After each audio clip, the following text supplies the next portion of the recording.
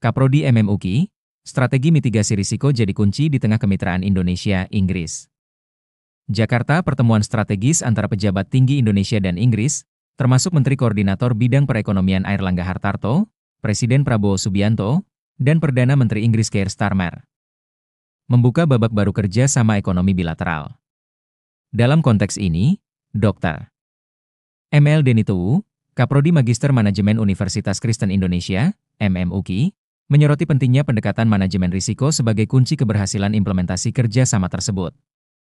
Tren proteksionisme dan penyesuaian tarif global yang dibahas dalam pertemuan Menko Airlangga dan Dubes Inggris Dominic Jeremy menunjukkan bahwa Indonesia menghadapi risiko eksternal yang tidak bisa dianggap remeh. Namun, saya melihat bahwa respons pemerintah kita sudah sangat tepat, yaitu dengan memperluas kolaborasi bilateral untuk mengurangi ketergantungan pada satu pasar atau kebijakan negara lain, ujar Denny Tuwu Sabtu, 17 Mei 2025.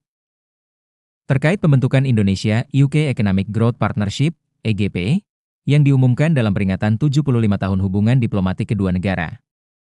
Denny melihat hal ini sebagai peluang besar untuk membagi risiko dan memperkuat stabilitas ekonomi jangka panjang. EGP bisa menjadi platform mitigasi risiko bersama.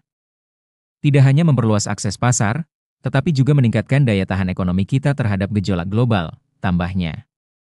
Lebih lanjut, Denny mengapresiasi langkah pengembangan kampus King's College London, KCL, di Kek Singhasari, Jawa Timur. Menurutnya, kerja sama pendidikan ini merupakan strategi jangka panjang untuk mengurangi risk of skills gap di sektor tenaga kerja nasional.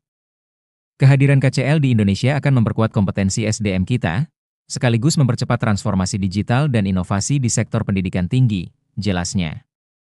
Menutup pernyataannya, Denny menyampaikan harapannya terhadap seluruh kerja sama ini agar dapat dikelola secara efektif dan berkelanjutan.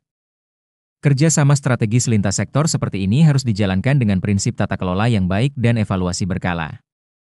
Dengan begitu, Indonesia tidak hanya siap menghadapi tantangan global, tetapi juga mampu memanfaatkan setiap peluang secara maksimal, pungkasnya. Pewarta, Lian Tambun.